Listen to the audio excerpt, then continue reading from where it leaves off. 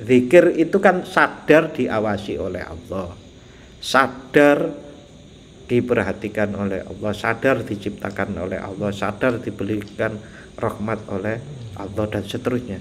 Nah, kalau itu sadarnya itu dalam keadaan duduk, berdiri dan berbaring, berarti kesadarannya penuh atau berzikirnya itu penuh, maka kemudian mereka memikirkan alam semesta ini pasti akan mengatakan, ya Tuhan kami, tiadalah Engkau menciptakan ini dengan sia-sia, Maha suci Engkau, maka peliharalah kami dari siksa neraka. Mereka-mereka yang sudah bisa zikir secara penuh, maksimal dalam keadaan duduk, berdiri dan berbaring tadi itu penuh, gampangane luwih akeh zikire daripada laline.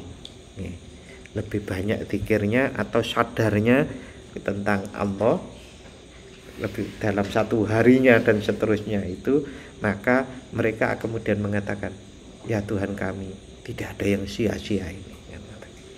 Nah, niki ngeten Pak. Biasanya orang-orang yang rajin berzikir dan zikirnya lebih banyak daripada lalainya, kepekaannya niku terbuka, atau dalam bahasa ilmunya itu disebut mukasafah. Mukasafah itu terbuka cermin hatinya yang kemudian menangkap lebih peka alam semesta ini, pelajaran apa yang ada di alam semesta ini, sehingga ujungnya sampai mereka itu tahu bahwasannya alam ini bersujud kepada Allah. Ingat nggih, kemarin-kemarin dulu saya pernah menyampaikan bahkan bayangan kita saja bertasbih, bersujud kepada bayangan loh Pak. Dan bayangan itu kan kayak nggak ada. Itu pun bertasbih apa bersujud nih? Bersujud kepada Allah. Itu sampai mereka mengerti hal itu. Mengerti bukan karena informasi, tetapi mereka mengerti dalam pengertian merasakan. Astaghfirullah Rabbal baraya. Assalamualaikum warahmatullahi wabarakatuh.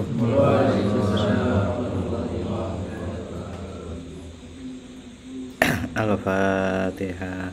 A'udzu billahi minasyaitonir rajim. Bismillahirrahmanirrahim. Alhamdulillahi rabbil alamin. Ar-Rahmanir Rahim. Maliki yaumiddin. Iyyaka na'budu wa iyyaka nasta'in. Ihdinas siratal mustaqim. Siratal ladzina an'amta 'alaihim ghairil maghdubi 'alaihim waladdallin. Amin. Raditu billahi rabba wa bil islami dina wa bi muhammadin nabiyya wa rasula. Rabbi zidni ilma warzuqni fahma. Amin ya rabbal alamin. Bismillahirrahmanirrahim. Alhamdulillahi rabbil alamin. Wassalatu wassalamu ala asyrafil anbiya'i wal mursalin sayyidina wa maulana Muhammadin wa ala alihi wa ashabihi ajma'in. Rabbi syrah li sadri wa yassir li amri wahlul 'uqdatam min lisani yafqahu qawli. Rabbi zidni ilma warzuqni fahma. Amin ya rabbal alamin.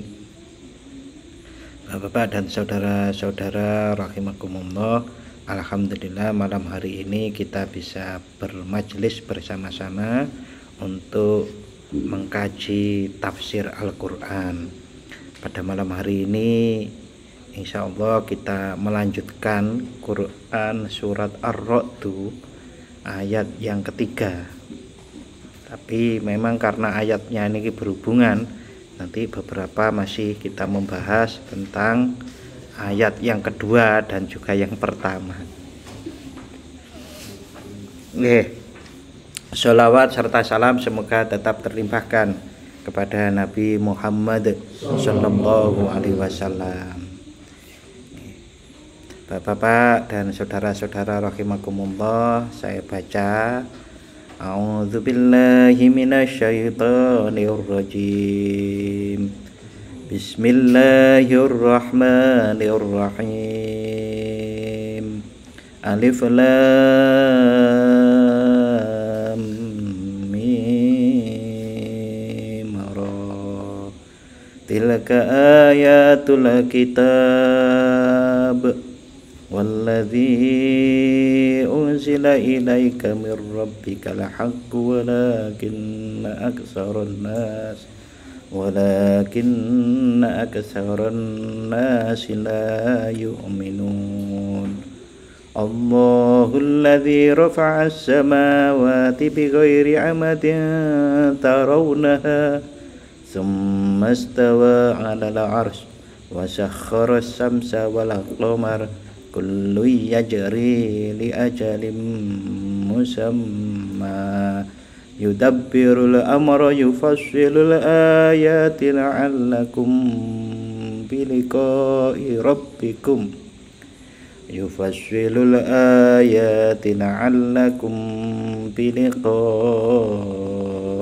ربكم توقنون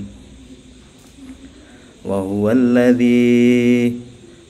الذي مد الأرض وجعل فيها رواسي وأنهارا ومن كل الثمرات جعل فيها زوجين اثنين يغشي الليل النهار إن في ذلك لآيات لقوم يتفكرون وفي الأرض قطع متجاورات وجنة من أعناب وزرع ونخيل صنوان وغير صنوان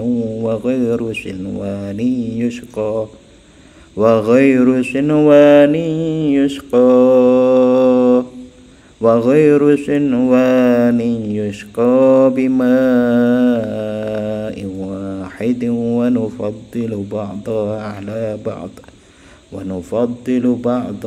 على بعض في الأكل إن في ذلك لآيات لقوم يعقلون Sadaqallahul azim. Nggih, Bapak-bapak, di ayat yang keempat itu ada satu kata yang menarik. Satu kata niki tajwid dulu nih. Sinwanin kan mboten diwaos siwanin kan. Kan enten nun mati bertemu wawu. Kalau nun mati bertemu wawu, hukum aslinya adalah idgham bihunnah. Jadi nunnya atau bunyi nunnya, bunyi tanwinnya itu masuk ke wawu, tapi kalau sinwanin niku tidak. Seperti dunya nggih. Dal nun terus ya. Nggih. Kan mboten dibaca tuya. Mboten to. Nah, niku perkecualian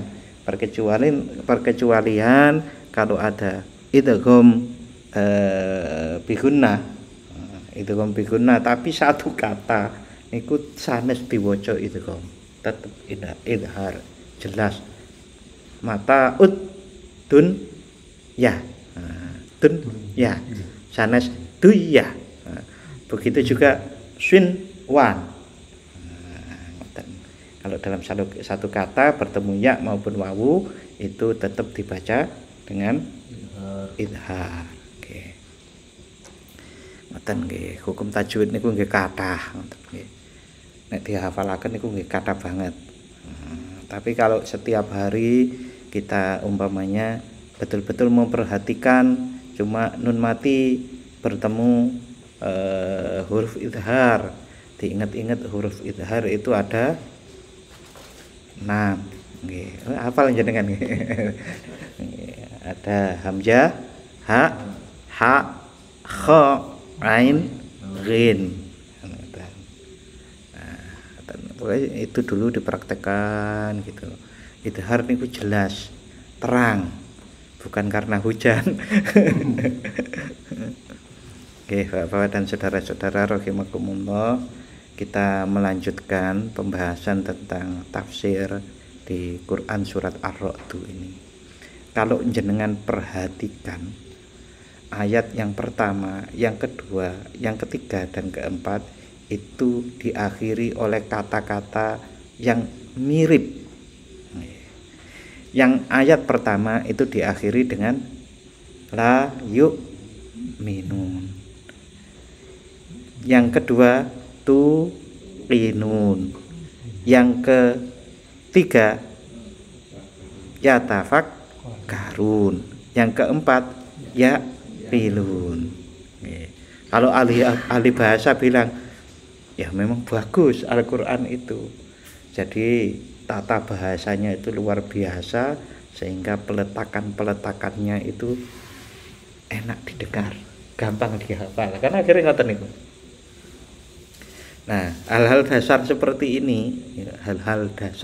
seperti ini, itulah sebabnya maka mengapa kok ada yang berpendapat bahwasanya surat Al-Fatihah itu walaupun surat yang ayat yang terakhir itu panjang, ya tetap panjang. Mengapa?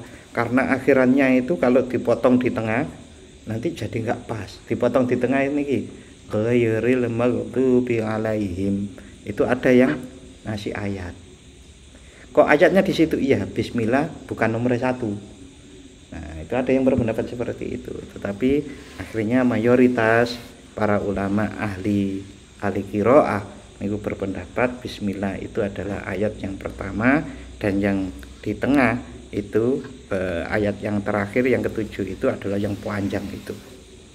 Karena kalau dipisah ghairil maghdubi alaihim siratal ladzina an'amta alaihim. Nah, niku mboten pas sama alhamdulillahirabbil alamin. Akhir suratnya, akhir ayat katanya kan ada panjangnya atau matnya itu Ar-Rahmanir-Rahim.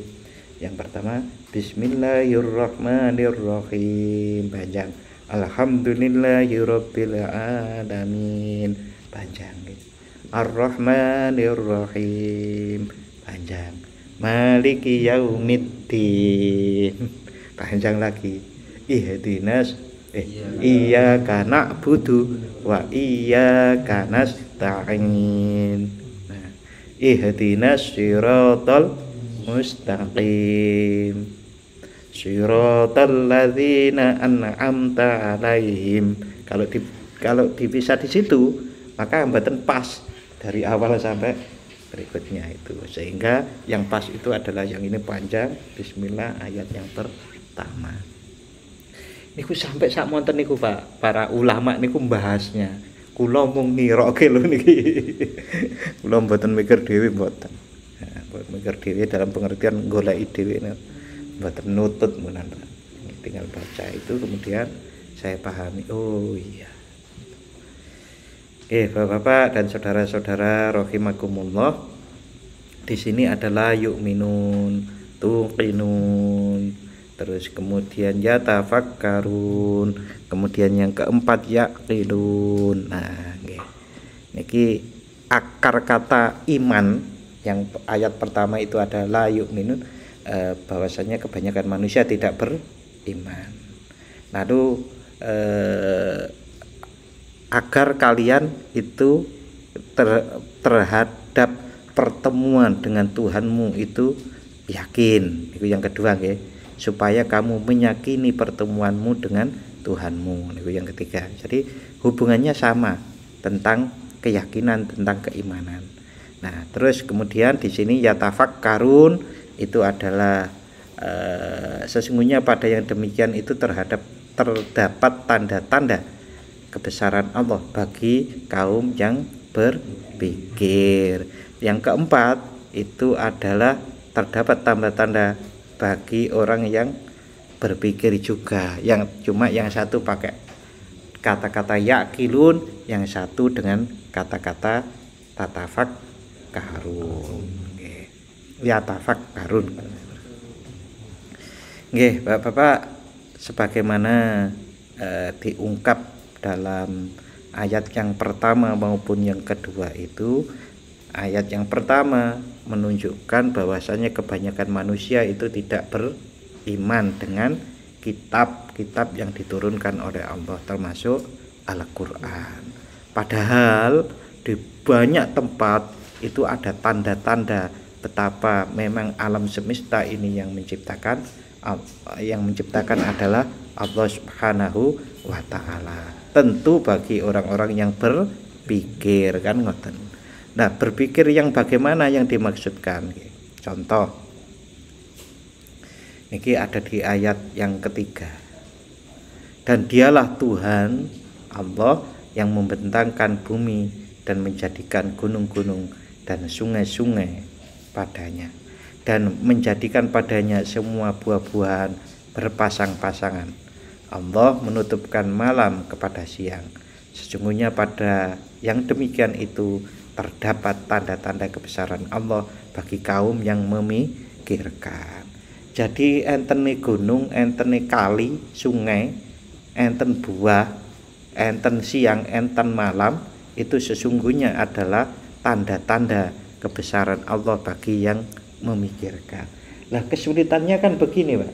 Kita niku pun melalui gunung, sing pernah naik gunung, sungai malah nggo keceh kan gitu umpamanya gitu. Kemudian siang dan malam juga kita lalui. Terus yang dipikirkan nopo sehingga itu membuat ada tanda kebesaran Allah Subhanahu wa taala. Niku Bapak-bapak, bagi kita yang ada di bumi, masuk ke dalam bumi ini kadang-kadang sulit untuk memahami bahwasanya itu semuanya adalah tanda kebesaran Allah, karena boten dipikirkan secara mendalam. Oke. Mengapa kok tidak dipikirkan secara mendalam? Wis biasa. Karena sudah biasa, maka kita sering-sering tidak memikirkannya. Nah, padahal kalau dipikirkan, termasuk sampai-sampai tentang pergantian siang dan malam niku saja orang harus mencari teropong untuk kemudian menyimpulkan bahwasannya 24 jam satu malam, satu siang itu akhirnya dibagi 24 jam. Nah, itu kan ditemukan sekitar tahun-tahun 1000 berapa ya? Artinya ribuan tahun sebelumnya nggak mboten enten sing mikir ngoten niku. Itu artinya kan lama sekali bahwasanya manusia itu akhirnya menemukan tentang jam, lalu menemukan tentang teropong untuk melihat bagaimana sebenarnya pergerakan, ada bulan, ada bintang, ada matahari. Nah, itu kan hasil mikir, kemudian mencari alat-alat untuk membuktikan pikiran-pikiran atau stimulus. Maksudnya gini, oh kok ono ngene ya, tak pikir ki ya. Nah, contoh lagi bahwasannya ini ada di ayat yang keempat. Jadi di ayat keempat niku, dan di bumi ini terdapat bagian-bagian yang berdampingan, kebun-kebun anggur, tanaman-tanaman, dan pohon kurma yang bercabang dan yang tidak bercabang, disirami dengan air yang sama. Kami melebihkan sebagian tanaman-tanaman itu atas sebagian yang lain tentang rasanya. Sesungguhnya pada yang demikian itu terdapat tanda-tanda kebesaran Allah bagi kaum yang berpikir. Jadi enten dua mangga di depan rumah umpamanya, ngoten mawon kan saged, katakanlah jenisnya yang sama, tapi waktu buah lalu kemudian dinikmati kan berbeda rasanya. Enten sing kecut, enten sing manis, enten sing separuh kecut. Nah, Itu kalau dipikirkan, ya wis kehendak pangeran nggih pun rampung kan gitu. Tetapi kalau dipikirkan, ya, kalau dipikirkan kan berarti orang akan memikirkan apa benih dulu beda ya. Apa benihnya dulu pada waktu saya membibitkannya itu di tanah yang berbeda. Apakah pada waktu pembibitan itu ada pupuk atau terkena cahaya yang berbeda atau tanah yang berbeda dan seterusnya. Ini kuna dipikirkan kan rumit, Pak. Rumit maksudnya banyak sekali. Nah, begitu tumbuh umpamanya. Jadi kalau mikir itu mulai, maksud saya kan mengajak kalau mikir itu coba dipikir sampai dari akar sampai tuntas. Kalau berbicara buah berarti sebelum buah itu ada ranting, ada daun, ada cabang, ada batang pohon, ada akar menancap di tanah, akarnya serabut atau tunjang, kemudian airnya bagaimana menyerapnya. Jenenge sama-sama besarnya pohon pisang dengan pohon kelapa mohon kan kulitnya beda. Nah, niku kalau diperinci semuanya kan jadi banyak yang dipikirkan. Itu kemudian kalau dipikirkan terus sampai kemudian air itu apa, kalau ilmuwan sekarang itu ada unsur hara dan seterusnya itu Pak. Nggih, kula nggih boten paham niku unsur hara, bukan ilmu saya di situ. Nah, akan tetapi banyak ulama, ilmuwan muslim juga pada akhirnya mengambil kesimpulan sederhana. Sebegitu rapinya alam semesta ini, termasuk kita bagian di dalamnya, itu pasti ada yang buat. Nah, ini kesimpulan yang paling sederhana. Nek enten sing gawe, berarti nek enten alam dengan kerapian seperti ini, maka pasti ada yang buat. Nah, yang buat itu atau yang menciptakan alam semesta inilah yang kemudian Al-Quran memberikan informasi yang diturunkan kepada Nabi Muhammad, nama yang menciptakan alam semesta ini adalah Allah. Tetapi Bapak-bapak, di perincian-perincian yang lain itu kita akan mendapatkan betapa kesesuaian antara ayat-ayat Al-Quran dengan ayat-ayat yang ada di alam semesta ini.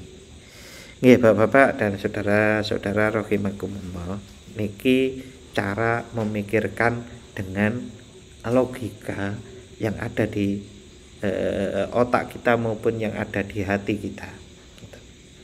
Nah, bagi orang-orang tertentu niki rati angel nih. Dan bagi orang-orang tertentu yang sudah bisa mengamalkan Quran surat Ali Imran ayat 190 sampai ayat 191, ini terkenal. A'udzubillahi minasyaitonirrajim. Bismillahirrahmanirrahim. Inna fi khalqis samawati wal ardi wa ikhtilafil laili wan nahar la ayatin li ulil albab alladzina yadhkuruna Allaha qiyaman wa qu'udan wa ala junubihim wa yatafakkaruna fi khalqis samawati wal ard rabbana ma khalaqta hadza batila subhanaka faqina adzabannar. Sesungguhnya dalam penciptaan langit dan bumi dan silih bergantinya malam dan siang terdapat tanda-tanda bagi orang-orang yang berakal, yaitu orang-orang yang mengingat Allah sambil berdiri atau duduk atau dalam keadaan berbaring atau berzikir, sadar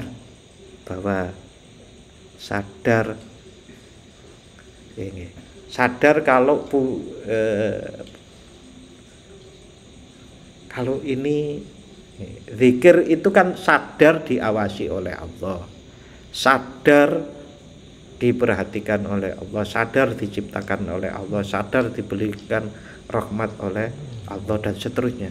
Nah, kalau itu sadarnya itu dalam keadaan duduk, berdiri dan berbaring, berarti kesadarannya penuh atau berzikirnya itu penuh, maka kemudian mereka memikirkan alam semesta ini pasti akan mengatakan, ya Tuhan kami, tiadalah Engkau menciptakan ini dengan sia-sia, Maha suci Engkau, maka peliharalah kami dari siksa neraka. Mereka-mereka yang sudah bisa zikir secara penuh, maksimal dalam keadaan duduk, berdiri dan berbaring tadi itu penuh, gampangane luwih akeh zikire daripada laline. Lebih banyak zikirnya atau sadarnya tentang Allah lebih dalam satu harinya dan seterusnya itu, maka mereka kemudian mengatakan, ya Tuhan kami, tidak ada yang sia-sia ini. Nah, niki ngeten Pak. Biasanya orang-orang yang rajin berzikir dan zikirnya lebih banyak daripada lalainya, kepekaannya niku terbuka, atau dalam bahasa ilmunya itu disebut mukasafah. Mukasafah itu terbuka cermin hatinya yang kemudian menangkap lebih peka alam semesta ini, pelajaran apa yang ada di alam semesta ini, sehingga ujungnya sampai mereka itu tahu bahwasannya alam ini bersujud kepada Allah. Ingat nggih, kemarin dulu saya pernah menyampaikan bahkan bayangan kita saja bertasbih, bersujud kepada bayangan loh Pak. Dan bayangan itu kan kayak nggak ada. Itu pun bertasbih apa bersujud nih? Bersujud kepada Allah. Itu sampai mereka mengerti hal itu. Mengerti bukan karena informasi, tetapi mereka mengerti dalam pengertian merasakan. Jadi ngertos enggak bahwasanya alam niku bertasbih kepada Allah Subhanahu wa taala, sujud taat kepada Allah Subhanahu wa taala. Nah, niku ujungnya. Kalau ditarik ke bawah niku sampai zaman dulu itu ada yang namanya Ibnu Sina. Sanes yayasan teng pojokan niku. Yayasan Ibnu Sina nggih, SMP kali SMA. Nah, itu diketahui beliau itu menulis buku tentang kedokteran. Di situ banyak sekali manfaat-manfaat tumbuh-tumbuhan. Nah, sementara banyak ulama menduga beliaunya itu adalah orang yang dikaruniai oleh Allah kepekaan yang tinggi sehingga bisa kemudian berinteraksi dengan alam. Jadi Allah Subhanahu wa taala niku kan meletakkan tanda-tanda yang ada di alam niki. Aku cocok nggo obat iki lho. Aku cocok nggo obat ini. Itu sebelum penelitian laboratorium tentang farmasi ada. Niku sudah diketahui. Satu saat Nabi Musa alaihissalam niku pernah sakit perut. Ingat mboten cerita niki? Lupa nih. Satu saat Nabi Musa alaihissalam niku sakit perut. Karena sakit perut niku kemudian berdoa, ya Allah, sembuhkanlah, mohon kesembuhan atas sakit perut itu. Allah kemudian memberikan wahyu, kamu masuk ke hutan, ambillah daun-daunan, kemudian kamu minum, makan atau minum, niku sembuh. Alhamdulillah. Nah, sembuh. Satu saat Nabi Musa alaihissalam niku sakit lagi sama dengan sakit perutnya. Kemudian langsung lari ke hutan ngambil daun-daunan itu. Dimakan untuk obat. Yang terjadi apa? Sakitnya mboten sembuh. Nah, kemudian doa kepada Allah, ya Allah niki kok mboten sembuh-sembuh, padahal dulu sembuh. Allah menjawab, dulu kamu itu minta sembuhnya itu ke saya, kepada Allah, lalu saya tunjukkan itu obatnya, kan ngoten. Nah sekarang kamu itu golek obat dhewe, ora njaluk sembuh kan nang aku. Itu artinya ya seperti yang sering kita ucapkan, kesembuhan itu selalu dari Allah Subhanahu wa taala. Lah Ibnu Sina niku diduga mempunyai seperti itu. Mempunyai ilham. Kalau nabi kan wahyu. Nah, kalau para ulama adalah ilham. Ilham ini cocok buat obat ini, buat obat ini, buat obat ini, buat obat ini. Nah, ulama zaman sekarang yang tahu hal-hal seperti itu niku kadang-kadang nggak diduga-duga. Saya kok sakit begini-begini katanya. Udah kamu ambil godong pisang, sama godong pisang bukan hanya godongnya tapi termasuk batang tengahnya nih Pak. Itu masih di bawah. Ambil 3, nanti taruh di bawah, bukan kasur. Oh, sana sedikit. Niki lho sing paling atas iki lho, ngeten iki. Ah, di bawah spray. Taruh di bawah spray lalu dipakai tidur. Tapi memang petunjuknya itu untuk kesembuhannya niku. Niku. Nah, satu saat ngeten. Karena sangat dimintai obat sama orang, kemudian dia niku mboten mendapatkan informasi ilham apapun. Sakit saya itu, sakitnya orang yang minta sembuh itu dia apa? Akhirnya ya sudah, ya Allah, iki yang menyembuhkan adalah Engkau.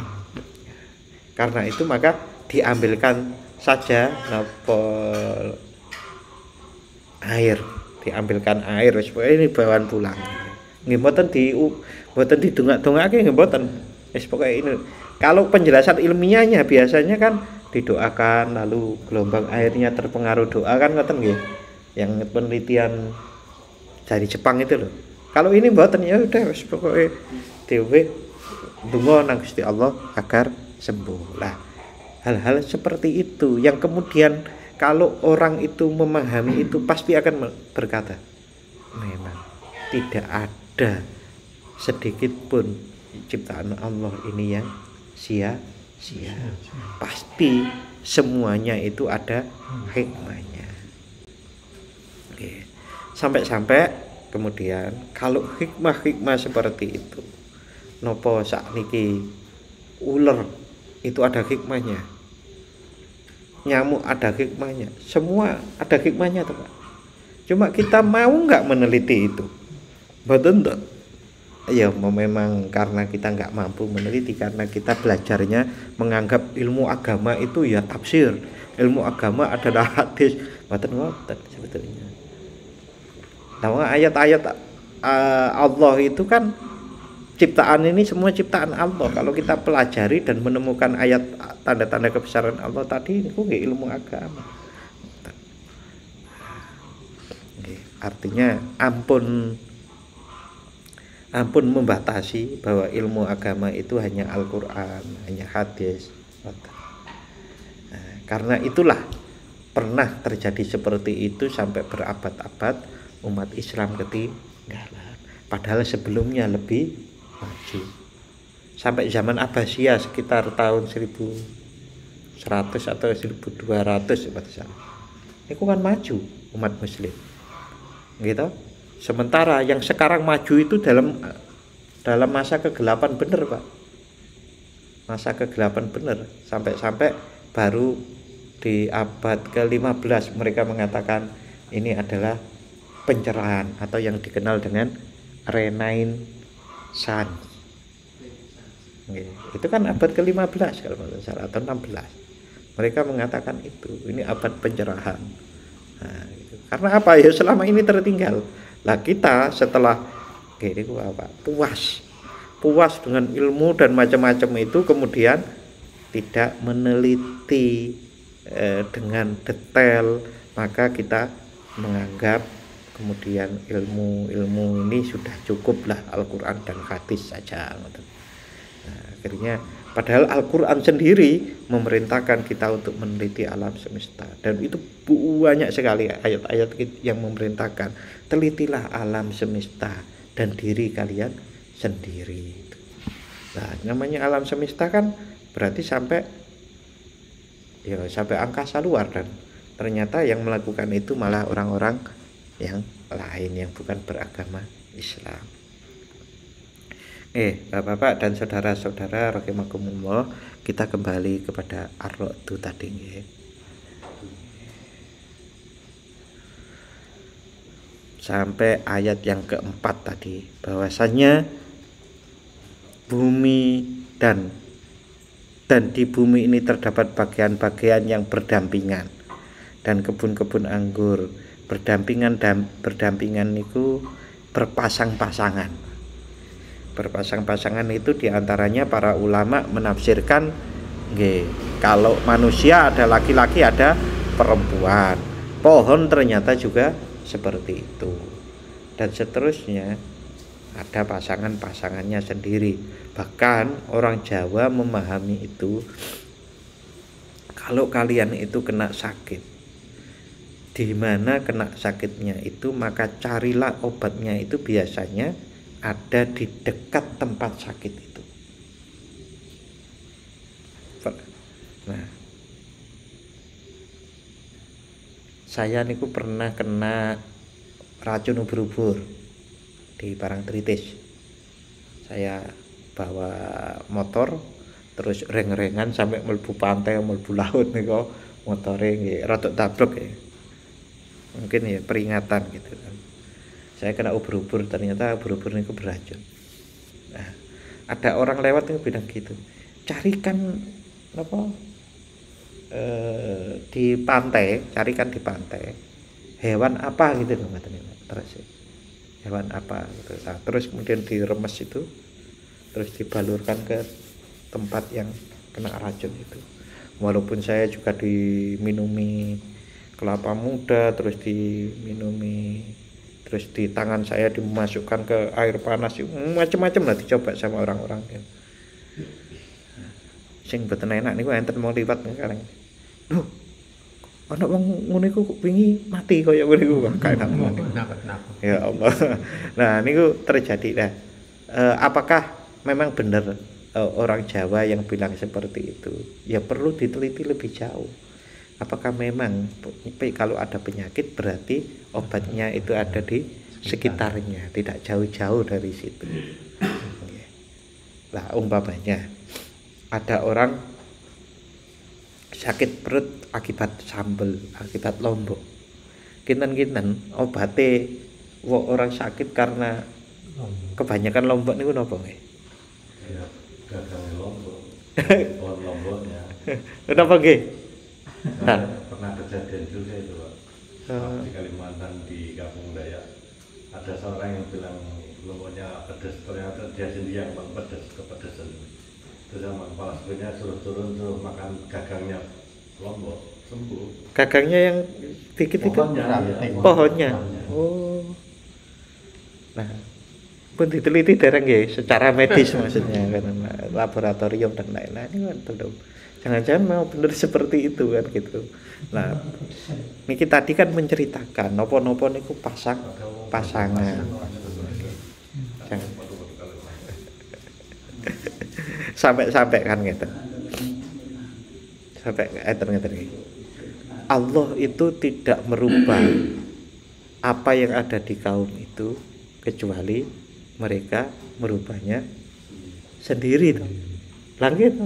Jadi obatnya itu kalau pingin berubah ya rubah ya dirimu sendiri. Niku kayak gagange lombok dengan lombok itu tadi ternyata ada di dalam situ. Nah, nek kena racun ular, mosok mangan ulone. Nggih, wallahu alam nggih. Tapi memang perlu diteliti. Tapi ini adalah kita mencoba untuk menjelaskan tentang bahwa di bumi ini ada pasang-pasangan. Kalau Ada juga yang menerjemahkan berdampingan. Bapak-bapak, ini bagi beberapa ahli tafsir niku dikembangkan menjadi kalau manusia bagaimana? Manusia walaupun bapak ibunya sama, tapi watak sifatnya berbeda-beda kan, Pak. Niku kan sama seperti tadi itu, bahwasanya disirami dengan air yang sama, tetapi Allah akan membuat sebagian yang lain itu lebih baik, lebih utama dari sebagian yang lain. Bahkan kalau tanaman itu lain rasanya. Nah, oleh karena itu kalau manusia memperhatikan hal seperti itu, berarti kan ditarik ke seluruh arah. Ke seluruh arah niku maksudnya arah datang, arah pengaruh, arah pergi. Maksudnya ngeten, Pak. Bahwasannya kalau tumbuh-tumbuhan itu tumbuh di tempat yang enggak terlalu jauh, tapi kok berbeda-beda, itu bisa jadi kan apa yang ada di dalam tanah itu yang berbeda, yang menyebabkan tumbuhnya pohon itu beda, gitu. Kalau ilmuwan bilang unsur hara. Apa hara itu apa? Asal nggak huru hara. Nah, kalau mboten ngertos itu. Nah, kalau manusia itu kan kemudian begini, mulai nuwun sewu, mulai dari orang tuanya, proses berhubungan suami istrinya. Berhubungan suami istri itu kan yang dikeluarkan kan mani. Mani ini kan berasal dari makanan-makanan, sari makanan-makanan yang jadi mani. Nah, mulai dari kalau dirunut dari sana, makanan itu halal, separuh halal, remeng-remeng, nggak jelas atau subhat atau halal. Halalnya itu sangat halal. Halalan thayyibah kan gitu. Nah, kemudian pas proses hubungan suami istrinya itu mulai dari umpamanya mungkrono nafsu pingin apa memang ada mungkrono syahwat atau karena bahwa ini ibadah nyenengke bojone dan seterusnya kan, Pak. Nah, niku berpikir, maksud kula ngoten niku. Yang namanya berpikir niku ditarik ke belakang, ditarik ke depan dan lingkungan. Terus lingkungannya seperti apa dan seterusnya. Karena yang harus kita betul-betul pahami, Allah niku maha adil. Allah tidak mungkin menzalimi makhluknya.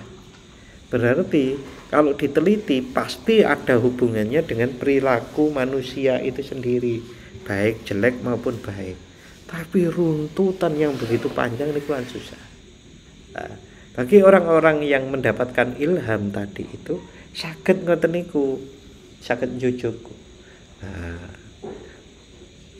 memang saiki kok kamu sering nggak punya uang, jangan-jangan niki mboten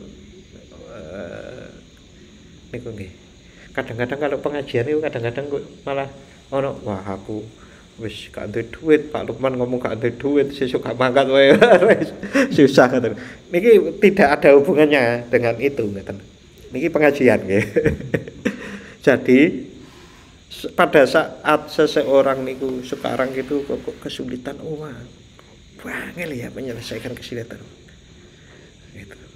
Nah, itu kan jangan-jangan ada kesalahan-kesalahan masa lalu yang baru dibalas saat itu, betul Pak. Sehingga kita itu menghubungkannya sulit sekali.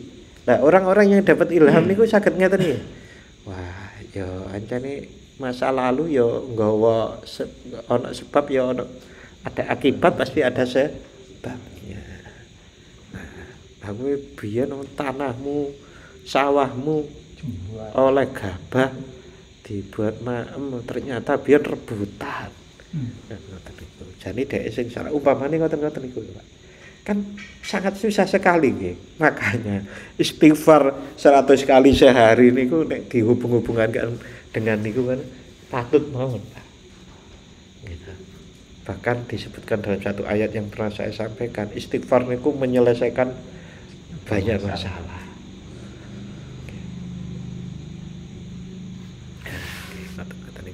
Nah, berpikir itu seperti itu. Lalu kalau anak sudah lahir, mulai kemudian ada lingkungan, cara mendidik dan seterusnya. Sebagaimana pohon, kalau pohon itu umpamanya sudah muncul, jarang-jarang disirami, jarang dikasih sayangi, jarang dirawat dengan baik, gitu, mungkin tumbuh anaknya nanti kurang baik.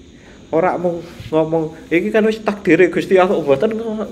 Maksudnya takdir itu adalah ukuran-ukuran yang dibuat oleh Allah yang secara detail seperti tadi. Mirip kan ciptaan Allah semua kan.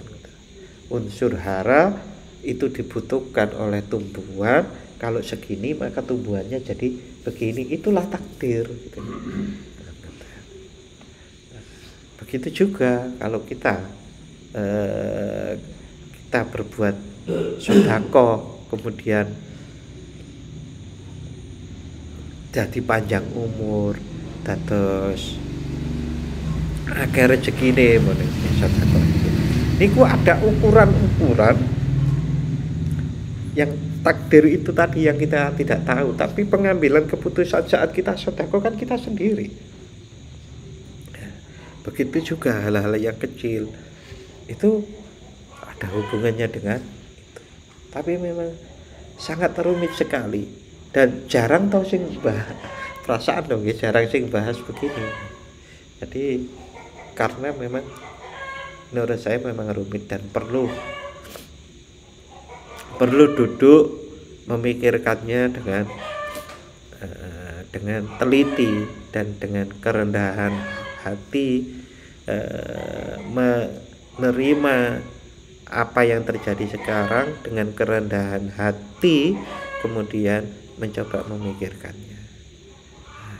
Kau nek pun ketemu, oh mbak menawa kok. Nah, kemudian gitu istighfari, ditambahi sedekah dan seterusnya. Saya kemarin itu menemukan orang yang menurut saya niku hidupnya, menurut pengamatan saya nih, hidupnya niku oleh golek rezeki niku rada angel ngoten lho. Begitu berhasil sedikit ambruk lagi. Begitu sedikit ambruk lagi. Iya apa ya?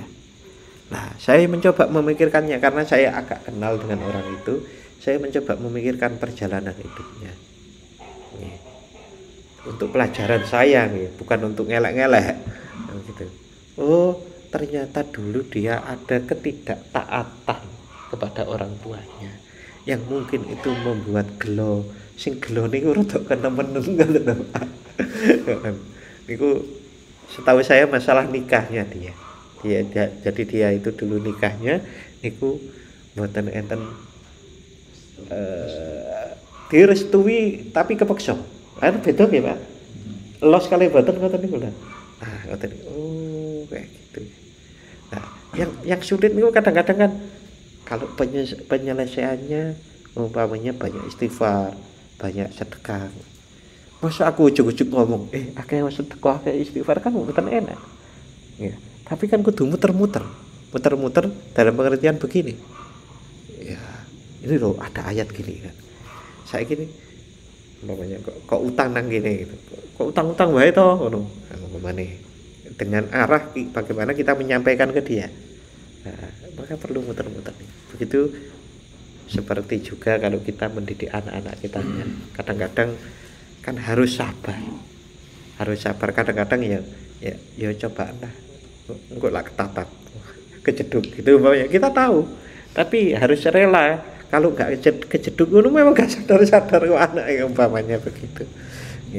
Nah, itulah yang disebut berpikir, walaupun mungkin juga banyak versi lain yang akan melengkapi apa yang saya sampaikan tentang berpikir itu, bahwasanya kalau ada satu peristiwa kita harus tarik ke mundur, tarik ke kanan, ke kiri, banyak semuanya coba dipikirkan. Nah, dipikirkan gitu lalu kemudian mengambil kesimpulan. Hal seperti itu Bapak-bapak akan menyebabkan keyakinan menjadi kuat. Keyakinan menjadi kuat, maka tidak akan terjadi keraguan. Saat seperti itu imannya kan pun kuat.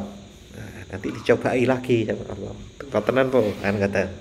Nah, kapan Pak rampungnya ini? Rampungnya Pak pun seto. Memang tugas kita itu sebagaimana di Al-Mulk ayat 2, alladzi khalaqal mauta wal hayata liyabluwakum ayyukum ahsanu amala. Allah menjadikan mati hidup ini adalah untuk menguji kalian, dan siapa di antara kalian yang paling baik amalnya. Oke. Dalu niki ngoten riyen nggih Pak. Insyaallah sampai keempat. Dan Pak kok muter wae Pak, siji maneh, loro maneh, telu maneh, papat maneh. Nggih, memang harus begitu. Nggih, sangat berkaitan. Kita berdoa bersama-sama dan mudah-mudahan doa kita dikabulkan. A'udzubillahi minasyaitonirrajim. Bismillahirrahmanirrahim. Allahumma shalli wa sallim ala sayyidina Muhammad wa ala ali sayyidina Muhammad walhamdulillahi rabbil alamin. Allahumma ighfir lana dhunubana wa liwalidayna warhamhum kama rabbayana shighara. Allahumma sabbit imanana wa nawwir qulubana wa barik lana fima ataitana wa sallimna fid dunya wal akhirah. Allahumma nawwir qulubana binuri hidayatika kama nawwartal arda binuri syamsika badana bada birahmatika ya arhamar rahimin. Allahumma afriq alaina sabra wa sabbit aqdamana fansurna 'alal qaumil kafirin. Allahumma inna nas'aluka bi husnil khatimah wa na'udzubika min su'il khatimah. Rabbana atina fid dunya hasanah wa fil akhirati hasanah wa qina adzaban nar. Wa sallallahu ala sayyidina Muhammad wa ala ali sayyidina Muhammad. Subhana rabbika rabbil izzati amma yasifun wa salamun alal mursalin walhamdulillahi rabbil alamin. Matur nuwun dan mohon maaf apabila ada khilaf. Wassalamualaikum warahmatullahi wabarakatuh.